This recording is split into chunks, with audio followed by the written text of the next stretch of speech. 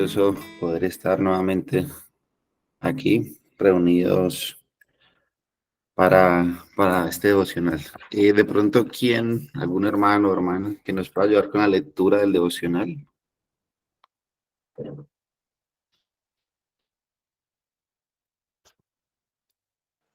Buenos días para todos. Hola, mi hermana Estela. Dice Julio 18, el Rey de Dios. Le dijo Dios a Jacob, yo soy el Dios Todopoderoso. Sé fecundo y multiplícate. Una nación y multitud de naciones vendrán de ti y reyes saldrán de tus entrañas. Génesis 35:11.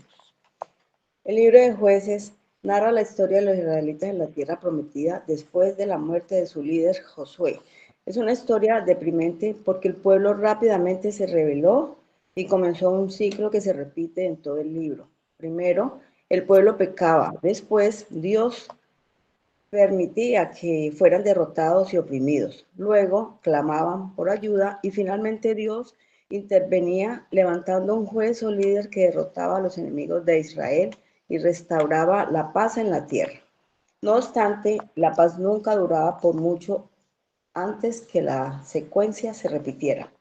Durante la época de los jueces, Israel estaba en colapso religioso, social, moral y económico. En respuesta, el pueblo comenzó a pensar que la vida sería mucho mejor si tan solo fuera elegido un rey, tal como Dios había declarado a Jacob que algún día sucedería. Sin embargo, al buscar ser como las naciones a su alrededor, ellos rechazaron el gobierno de Dios, precisamente lo que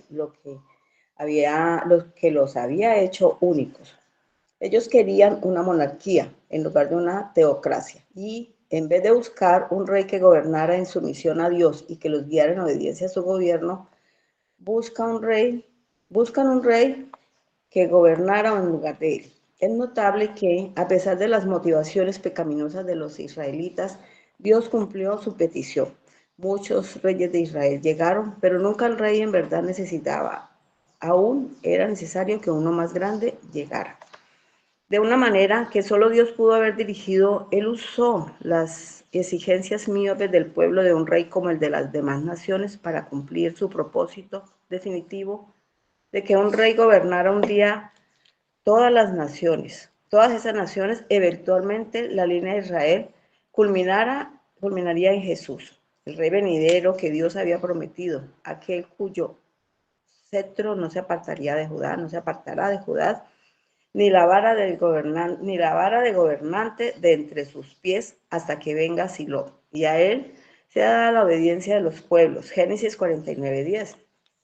El verdadero rey sería establecido por el Mesías, quien gobernaría en sumisión a la autoridad de Dios y quien sería su regalo supremo para un pueblo indigno.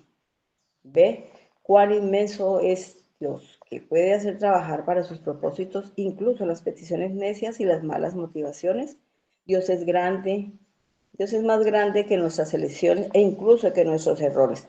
Él es soberano sobre cada paso en falso. Aunque nosotros, como Israel, fallamos muchas veces, podemos confiar por completo en que Él vencerá nuestros fracasos a medida que cumple sus propósitos.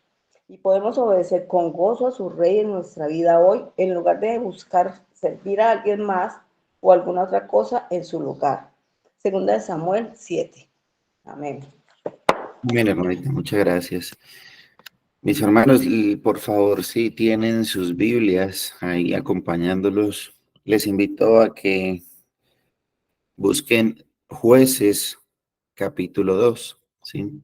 Vamos a hacer una pequeña lectura de Jueces capítulo 2, desde el versículo 6. Entonces, el Rey de Dios.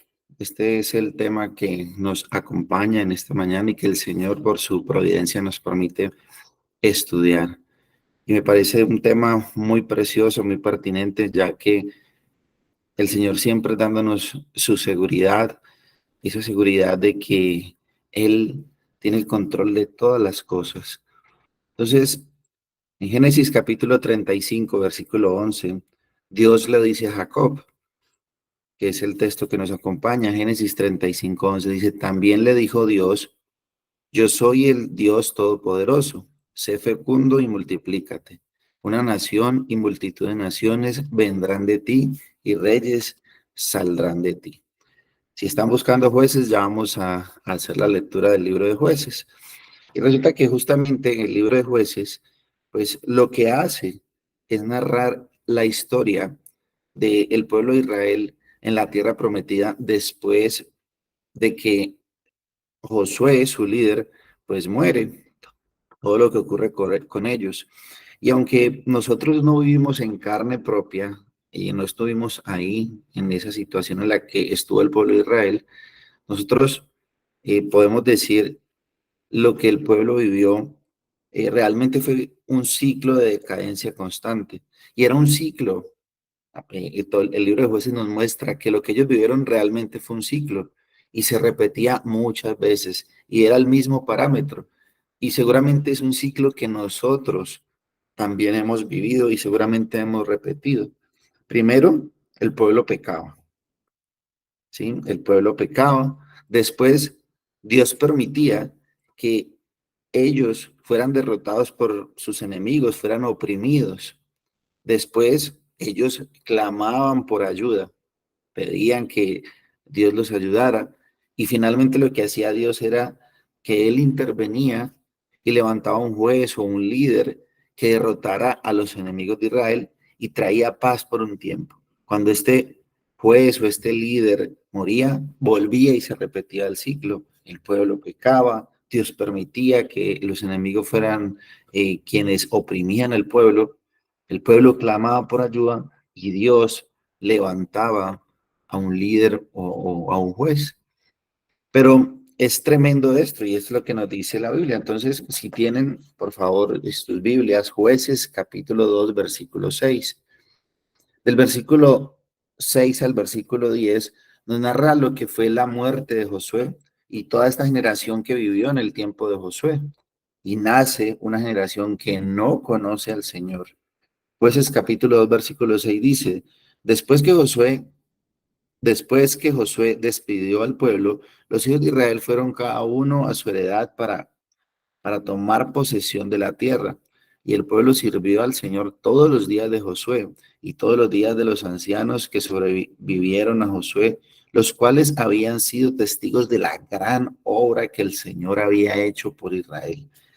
Josué, hijo de Nun, siervo del Señor, murió a la edad de 110 años y lo sepultaron en el territorio de su heredad, en Timat Será, en la región montañosa de Efraín, al norte del monte Gaás. También toda aquella generación fue reunida a sus padres y se levantó otra generación después de ellos, oiga bien, que no conocía al Señor ni la obra que él había hecho por Israel. Aquí podemos notar que se levantó un pueblo que no conocía al Señor.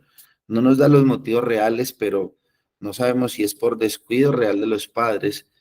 Pero muere esta generación de Josué, muere Josué y nace una generación que no conocía al Señor. La Biblia es preciosa en aclararnos esto. Esta generación no conocía al Señor y no conocían lo que el Señor había hecho por Israel. Versículo 11, del versículo 11 al versículo 23, vamos a leer lo que ocurre. Y es aquí, en esta parte donde el pueblo hace lo malo, donde empieza este ciclo, el pueblo hace lo malo, busca adorar a otros dioses, busca hacer otras cosas y el Señor levanta a otros pueblos para que derroten a Israel. Versículo 11 dice, entonces los hijos de Israel hicieron lo malo delante de los ojos de Dios y sirvieron a los Baales y adoraron al Señor y abandonaron al Señor, el Dios de sus padres, que los había sacado de la tierra de Egipto y siguieron a otros dioses de entre los dioses de los pueblos que estaban a su alrededor. Se postraron ante ellos y provocaron a ira al Señor. Y dejaron al Señor y sirvieron a Baal y a Astarot. Y se encendió la ira del Señor contra Israel y los entregó en manos de salteadores que los saquearon y los vendió en manos de sus enemigos de alrededor. Y ya no pudieron hacer frente a sus enemigos. por donde quiera que iban, la mano del Señor estaba contra ellos para mal, tal como el Señor había dicho y como el Señor les había jurado, y se angustiaron en gran manera. Empieza el ciclo, pecaron, el Señor permite que los enemigos vengan sobre ellos. Entonces se angustian y dicen, entonces el Señor levantó jueces que los libraron de la mano de los que los saqueaban. Con todo, no escucharon a sus jueces, porque se prostituyeron siguiendo a otros dioses y se postraron ante ellos. Se apartaron pronto del camino en que sus padres habían andado en obediencia a los mandamientos del Señor y no hicieron como sus padres. Cuando el Señor les levantaba jueces, el Señor estaba con el juez y los libraba de mano de sus enemigos todos los días del juez, porque el Señor se compadecía de sus gemidos a causa de los que los oprimían y afligían. Pero acontecía que al morir el juez, ellos volvían atrás y se corrompían aún más que sus padres, siguiendo a otros dioses, sirviéndoles e inclinándose ante ellos. No dejaban sus costumbres ni su camino obstinado y se encendía la ira del Señor contra Israel, y dijo, por cuanto esta nación ha quebrantado el pacto que ordené a sus padres, y no ha escuchado mi voz, tampoco yo volveré a expulsar de delante de ellos a ninguna de las naciones que Josué dejó cuando murió, para probar por medio de ellas a Israel, a ver si guardan o no el camino del Señor y andan en él como lo hicieron sus padres. Así pues el Señor permitió que aquellas naciones se quedaran allí sin expulsarlas enseguida y no las entregó en manos de Josué. Entonces aquí vemos este ciclo del pueblo y el Señor lo dice, cada vez que estaba el juez, el pueblo era librado, pero moría el juez, inmediatamente el pueblo volvía y repetía el mismo ciclo. Ahora, el versículo 3 al 6 nos habla es cuáles son estas naciones que el Señor utilizó para, para probar a Israel, para que fuera oprimido por Israel y para que fuera probado. Y estas son las naciones que el Señor dejó para probar con ellas a Israel, capítulo 3, versículo 1, es decir, a los que no habían experimentado ninguna de las guerras de Canaán. Esto fue solo para las generaciones de los hijos de Israel, para que ellos conocieran la guerra, aquellos que antes no habían experimentado. Y nos dice cuáles fueron estos enemigos. Ahora, en el capítulo 3, versículo 7 al 11, mire, el Señor ya nos da un nombre de un juez. Versículo 7 dice, y los hijos de Israel hicieron lo malo los hijos de Israel hicieron lo malo ante los ojos del Señor y olvidaron al Señor su Dios. Este era el ciclo que se repetía. Hicieron lo malo y olvidaron al Señor. Y sirvieron a los Baales y a las imágenes de acera. Entonces se encendió la ira del Señor contra Israel y los vendió en manos de Cusán Risataín, rey de Mesopotamia. Y los hijos de Israel sirvieron a Cusán Risataín por 8 años. Cuando los hijos de Israel clamaron al Señor, el Señor levantó un libertador a los hijos de Israel para que los librara. A Otoniel, ahora nos da un nombre propio, hijo de Cenaz, hermano menor de Caleb, y vino sobre él el Espíritu del Señor y juzgó a Israel. Cuando salió a la guerra, el Señor entregó en su mano a Cusán Risataín, rey de Mesopotamia, y su poder prevaleció sobre Cusán Risataín, y la tierra tuvo descanso por 40 años. Y murió Otoniel. Entonces, el Señor nos muestra providencialmente cómo era el pueblo de Israel. Este ciclo en el cual ellos constantemente se encontraban, hacían lo malo, pecaban, clamaban a Dios, el Señor levantaba un juez, este juez los libraba de sus enemigos, pero cuando moría este juez, inmediatamente volvían al mismo ciclo. Y el versículo 12, con este término, dice, volvieron los hijos de Israel a hacer lo malo ante los ojos del Señor. Entonces el Señor fortaleció a Eglón, rey de Moab, contra Israel, porque habían hecho lo malo ante los ojos del Señor. Durante todo este tiempo de los jueces, Israel estaba en un constante deterioro religioso, moral, económico, porque estos eran los problemas que traían su pecado. perdían la adoración realmente al Señor por poner su adoración a Baal o a otros dioses. Moralmente se entregaban a estos dioses y su economía obviamente iba a ser afectada porque venían los pueblos enemigos a atacarlos, a esclavizarlos, a estar sobre ellos. Pero la aparente solución de Israel en muchos momentos fue realmente tratar de parecerse a las naciones que estaban a su alrededor. Ellos veían que las naciones a su alrededor tenían reyes y ellos en algún momento pidieron tener rey, que es lo que ocurre cuando el Señor eh, escoge a Saúl para que fuera el primer rey. Pero ellos deseaban ser como los otros. ¿Y de qué manera deseaban ser como las otras naciones? Deseaban tener y ser lo que ellos tenían y lo que ellos eran, dejando a un lado y no apreciando realmente que ellos eran el pueblo escogido de Dios y que era el mismo Dios, era el mismo Señor quien los gobernaba. Y era el mismo Señor cuando el Señor ponía un juez, era puesto por Dios, pero ellos no apreciaban esto, sino que en realidad querían ser como las otras naciones. Y es ahí donde vemos la promesa del Señor que hace a Jacob. Nuevamente leo Génesis 35:11, dice, también le dijo Dios, yo soy el Dios Todopoderoso, sé fecundo y multiplícate. Una nación y multitud de naciones vendrán de ti, y reyes saldrán de tus entrañas. Israel sabía esta promesa de que el Señor había prometido a Jacob que Dios levantaría reyes para Israel. No faltaría con reyes. Esta era una promesa de parte del Señor. Aún así, ellos, ¿qué buscaban hacer? Parecerse a otras naciones. Y al hacer esto, ellos terminaron fue rechazando literal el gobierno de Dios. Ellos querían una monarquía, no querían una teocracia. Ellos no buscaban que un rey gobernara en obediencia a Dios y fuera guiado por Dios, sino que buscaban a alguien que gobernara en lugar de Dios. Y a pesar de todo, y como fue el pueblo de Dios, como fue este pueblo de Israel, perdón, como fue así de rebelde, Dios cumplió su promesa. Y siempre, siempre hubo rey en Israel. Israel como nación, recordemos, tuvo 3 reyes que gobernaron las 12 tribus. Israel se componía de 12 tribus. Y mientras las 12 tribus estuvieron unidas, fueron gobernadas por 3 reyes. El primer rey Saúl, David y Salomón. Estos fueron los 3 reyes que gobernaron como tal las 12 tribus. Después de que muere Salomón, más o menos en el año 930 a.C., el pueblo de Israel se dividió en dos, por lo cual también este reino fue dividido y quedando distribuido en el reino del sur, llamado Judá, y el reino del norte, llamado Israel. El reino del sur, Judá, consistía en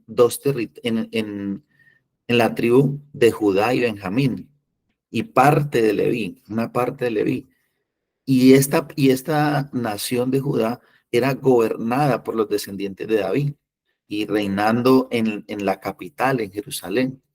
El reino del norte, que quedó con el nombre de Israel, consistía en el territorio de las otras 10 tribus. Y estas 10 tribus rechazaron o renunciaron más bien a ser gobernadas por la descendencia de David.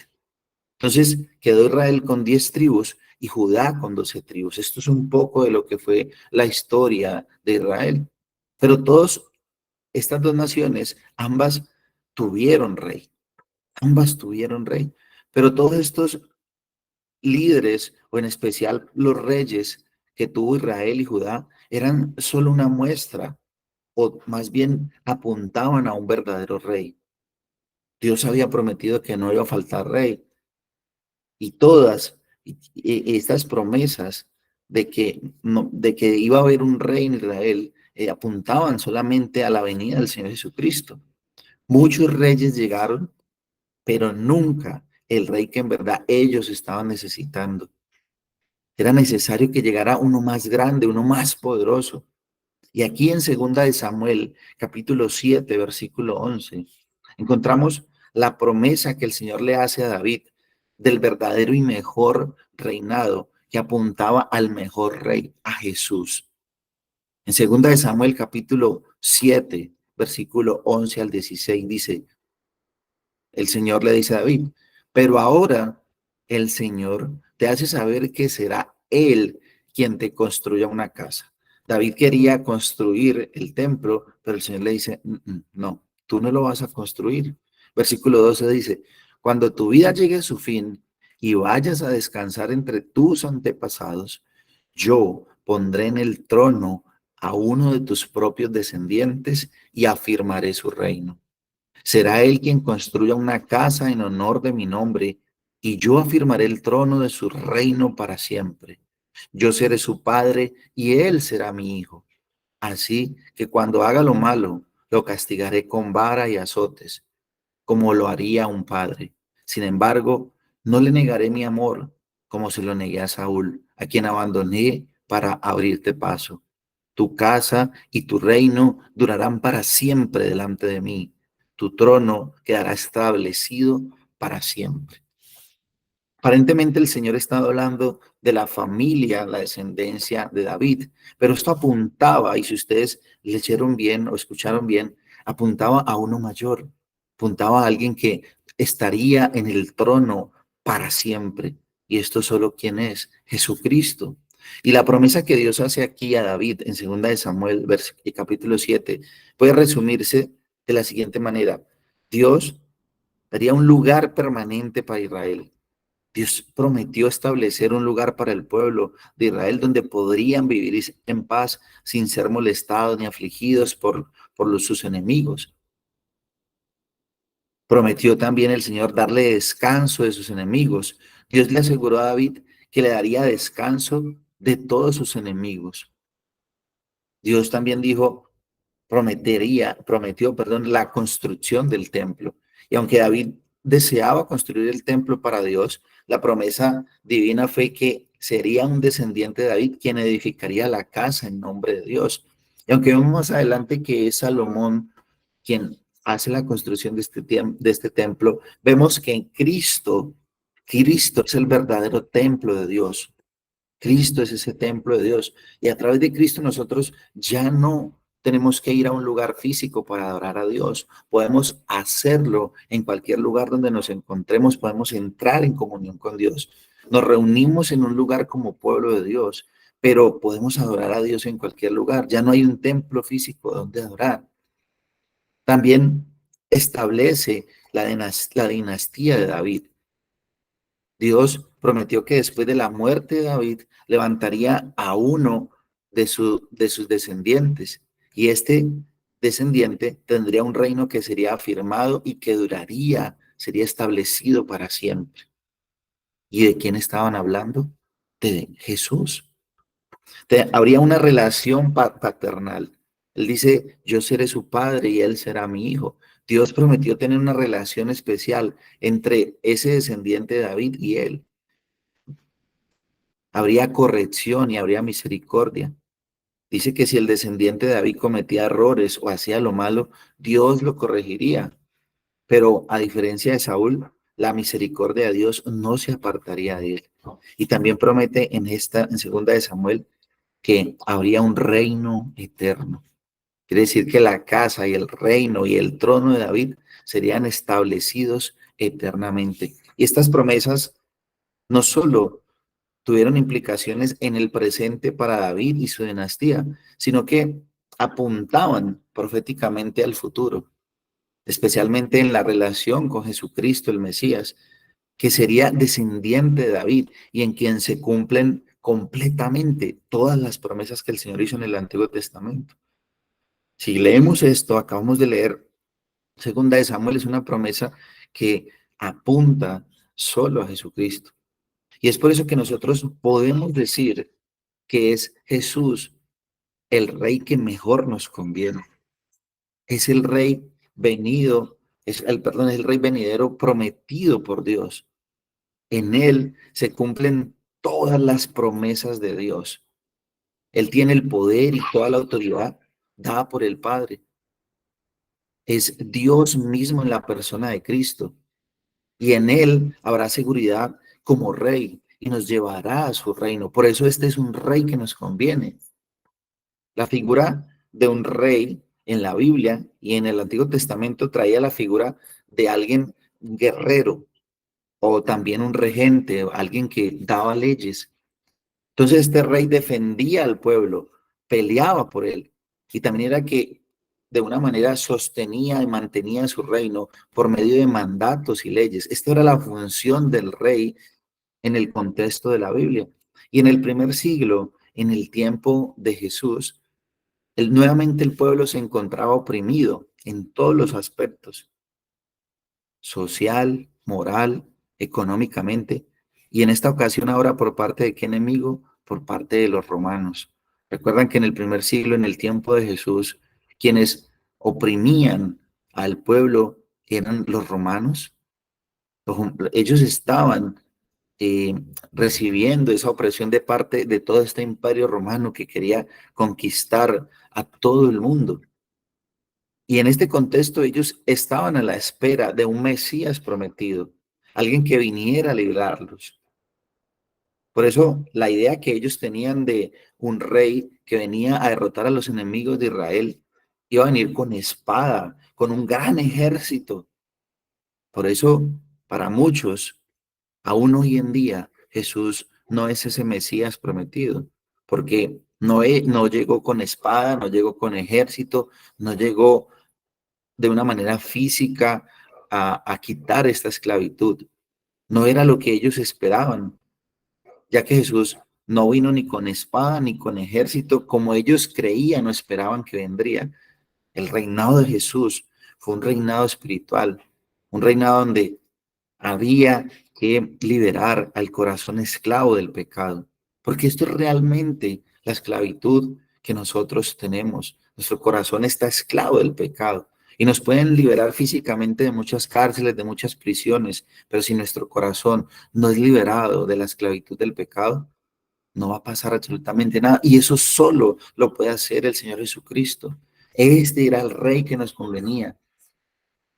El Señor Jesús demostró con la palabra de Dios y con su obra completa que Él era ese rey prometido.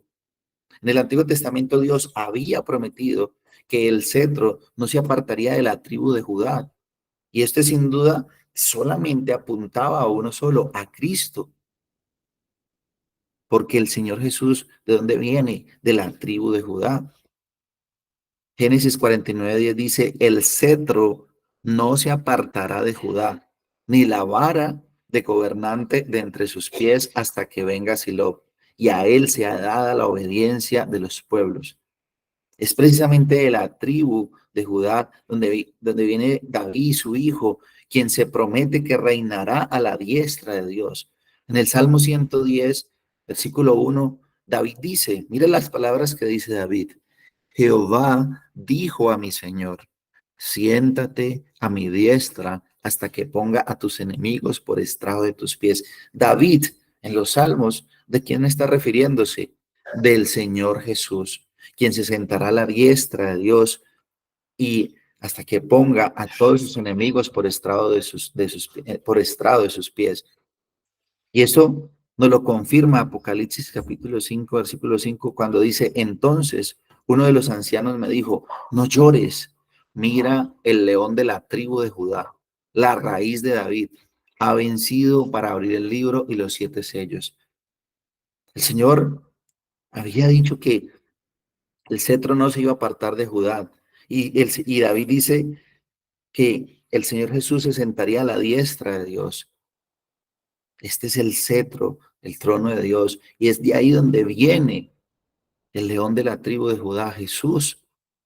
Porque entonces, ¿por qué podemos estar seguros de que Cristo es nuestro rey? ¿Por qué podemos estar seguros en esto? Porque Cristo murió como el cordero, sin pecado, poniéndose por los pecadores, dando su vida por sus escogidos. Recibió la ira de Dios en la cruz, pagando por nuestros pecados, dándonos su justicia perfecta. Y por el poder del Espíritu Santo resucitó de la muerte. Pero lo glorioso es que en su ascensión, cuando ascendió a los cielos, dice que el Señor tomó el lugar como rey en el trono, sentándose a la diestra de Dios. Tomó el lugar como rey. Romanos 8:34 dice, ¿quién es el que condena?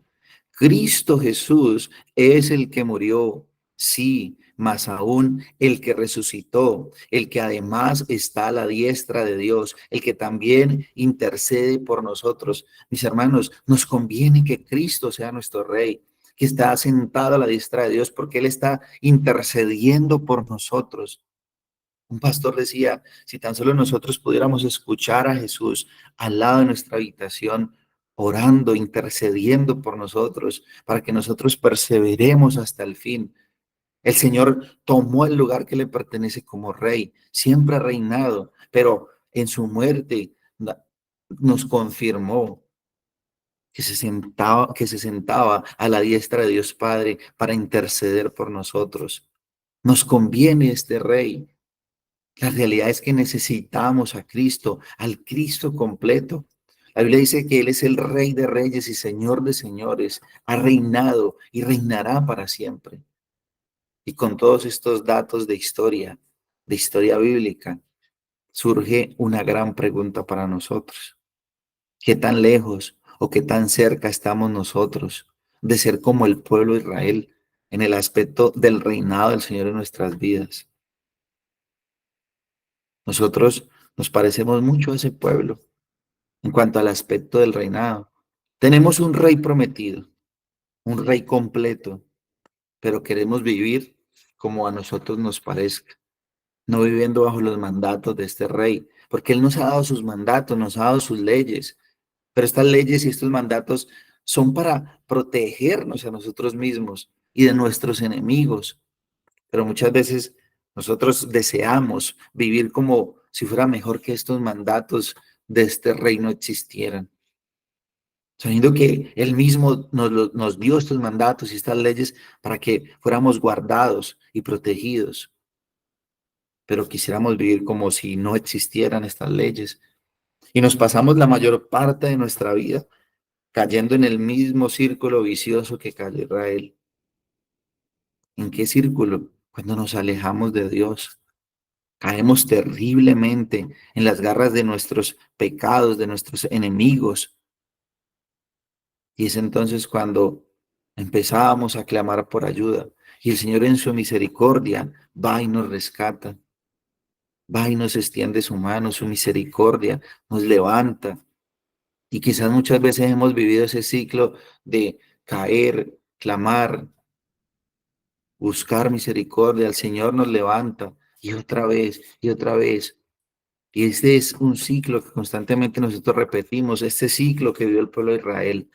Y no debería ser así, porque tenemos un rey. Y qué precioso es vivir bajo la voluntad y el mandato de este rey. Qué consuelo nosotros podemos tener al saber que Cristo es nuestro rey. Ese oficio real de Cristo es una fuente de gran esperanza y consuelo para los creyentes, ya que esta doctrina nos asegura, nos da la seguridad de que Dios está en control en el presente y que Él traerá justicia absoluta a la tierra en el futuro. Nosotros podemos estar confiados, seguros en Cristo como nuestro Rey en este momento, pero también podemos confiar en este Rey futuro. Recordemos que aún faltan acontecimientos para que pasen también. Faltan todavía promesas por cumplirse. La venida del Señor Jesucristo, donde toda rodilla se doblará ante este Rey y todos confesarán que Él es el Señor. Unos confesarán para salvación, otros confesarán para condenación eterna. Lucas 1:31, cuando Jesús le dice a María, concebirás en tu seno y darás a luz un hijo y le pondrás por nombre Jesús. Este será grande y será llamado Hijo del Altísimo, y el Señor Dios le dará el trono de su padre David, y reinará sobre la casa de Jacob para siempre, y su reino no tendrá fin. Recuerdan que Dios había prometido a Jacob que de él vendría una nación y multitud de naciones vendrían y reyes saldrían de las entrañas de Jacob. Pues aquí está el cumplimiento. En Jesús, este será grande y será llamado Hijo del Altísimo, y el Señor Dios le dará el trono de su padre David y reinará sobre la casa de Jacob para siempre, y su reino no tendrá fin. Mateo 4:17 dice, desde entonces Jesús comenzó a predicar: arrepiéntanse, porque el reino de los cielos se ha acercado. Cuando el Señor Jesús estuvo con nosotros en la tierra, cuando estuvo como hombre, el reino de Dios estaba ahí. Y esta fue el mensaje del evangelio todo el tiempo: arrepiéntanse, arrepiéntanse, porque el reino de los cielos se ha acercado. Y es la constante predicación de los discípulos, de los apóstoles: arrepentimiento y fe. Arrepentámonos de nuestros pecados y volvamos a este rey, volvamos a este reino, volvámonos al Rey de los cielos, a nuestro Señor Jesucristo. Apocalipsis 11:15 dice: el séptimo ángel tocó la trompeta y hubo grandes voces en el cielo que decían: los reinos del mundo han venido a ser de nuestro Señor y de su Cristo, y Él reinará por los siglos de los siglos. Creyentes del Señor, en ningún otro encontraremos consuelo para nuestra alma.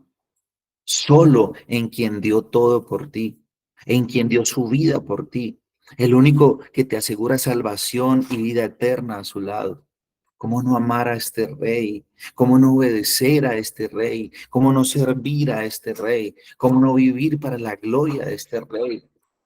Nuestro rey no es un rey como los reyes terrenales, con sus leyes terrenales, que ellos no te conocen, no te entienden, no te ofrecen paz y no te la pueden dar. En cambio, este rey promete una paz que sobrepasa todo entendimiento. Solo la paz y la seguridad que da Cristo. Y aunque nosotros como Israel fallamos muchas veces, podemos confiar por completo que Él vencerá. Él vencerá nuestros fracasos. A medida que cumpla sus propósitos, nosotros podemos obedecerle con gozo a este rey, en lugar de buscar servirle a alguien más o alguna otra cosa. Sirvámosle a Dios, sirvámosle a este rey. Y si aún no eres creyente y hoy estás escuchando este mensaje, pues corre con más urgencia a los brazos de este rey, de este Salvador, de Cristo Jesús. No pelees más contra él, porque te aseguro que vas a terminar perdiendo. Mejor ríndete a él como tu rey, como tu Señor, como tu Salvador, para alcanzar la vida eterna en Cristo. Termino con este texto, Apocalipsis capítulo 5, versículo 13. Y oí decir a toda cosa creada que está en el cielo, sobre la tierra, debajo de la tierra y en el mar, y a todas las cosas que en ellos hay: al que está sentado en el trono y al Cordero sea la alabanza, la honra, la gloria y el dominio por los siglos de los siglos. Amén.